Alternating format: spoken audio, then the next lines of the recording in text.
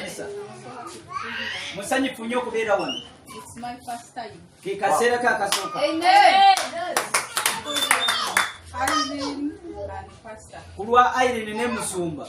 Me as for me, Yenga ye. had given up with the churches of camp. Yali yabiwanika n'amakanisa ga Mukama. I tried the high level best. Irene yagezaako level best. She put in a lot of prayers. Ndowooza yateekamu n'ensala nyingi. Because it was mid last year. Yali midi omwaka ogwagwa. When I think God spoke to her.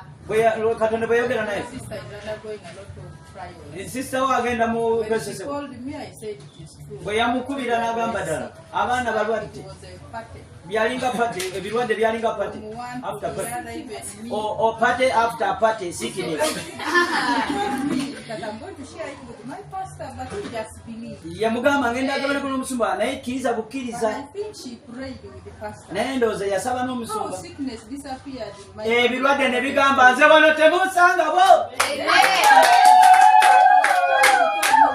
That the pastor prayed for your children. Omuntu gumu n'agamba omanyi nti musumba yasabira abaana bo. Then I asked her, that is good, but Ne mugamba kirungi in naye. your church, what do you use? Naye mu kanisa yammwe mukozesa ki? She said nothing. N'agamba tetukozesa kyonna. But one day you try to visit us. Olunaku lumu tukyalire. I told her, I will see what I will see Ne if ŋŋamba time comes. nja kulaba akaseera bwe kanajja.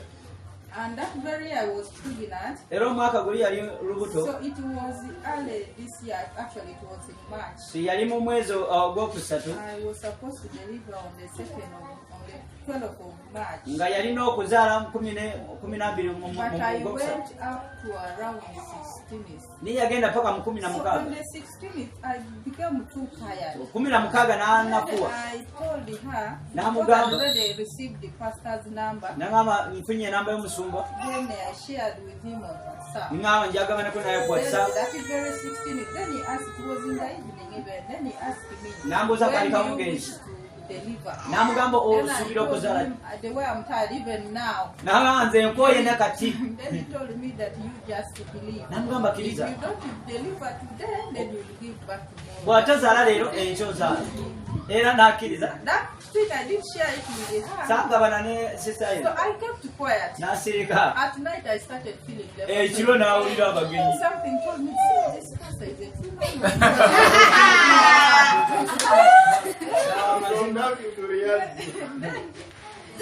In the morning I had to share it with Irene. Ku makya n'ekigabanako When ne I sister ye. shared it with her, Bwe nakigabanako I naye. put it in prayers. N'akiteeka mu saawa. Even pastor also was praying. N'omusumba naye But ng'akwata. the leper comes, it disappears. Obulumi bujja nga So at around 4, nga ssaawa nga 10 awo. they told me, you remove your things from this labor room, you go in the other room. That room a baby had just passed on, and they don't deliver from there. Bagamba jyayo. There's another lady who came earlier, let her come take over this room. Waliwo She's omukyala about to give eyazze birth. mangu ng'anaagala I okuzaala. felt so bad. I said, Now but we these are people moving. even know that I'm a police officer. How can Bamanyi they just nti chase me like nze this? ndikusomosa, bangoba batya. I went and sat at the reception. N'agenda n'atuuka ku Then a voice told me eddoboozi ne limugamba.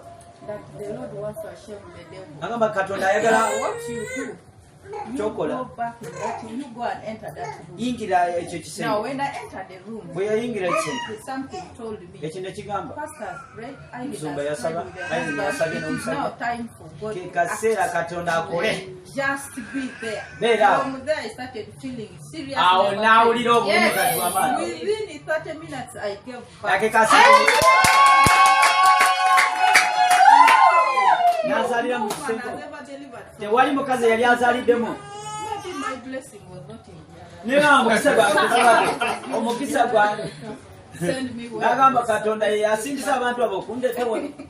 So I even gave back before the other woman. Yazaala n'okusinga n'oli bwe baatwala. After 5 minutes, that is when the other lady gave Nga back. bw'ayise oteeka 25 oli naye n'azaala.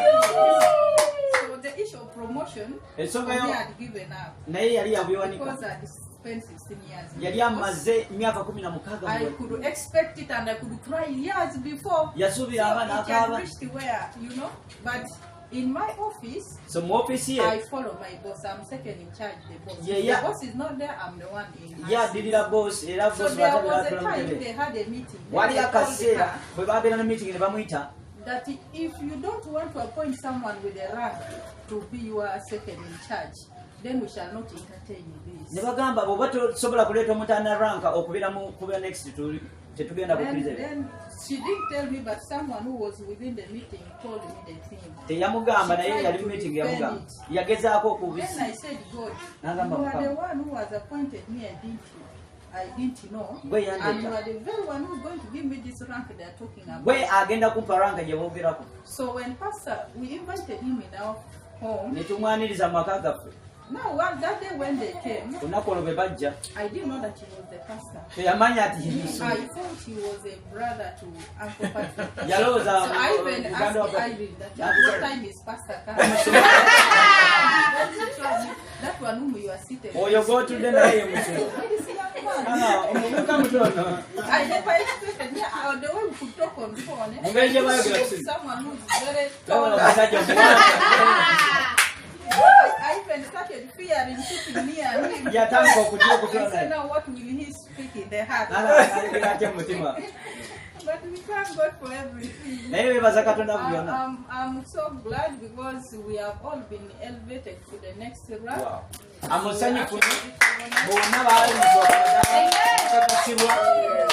2 weeks back, I told him my baby had dilated for 3 weeks. Every second, and the prescription of medicine had gotten done. But there was no change. I told him. He prayed, and the girl had even stopped breastfeeding. The breast was paining me. So after he prayed, actually she could now at least dilate like 3 times a day and she could breastfeed normally. She's fine.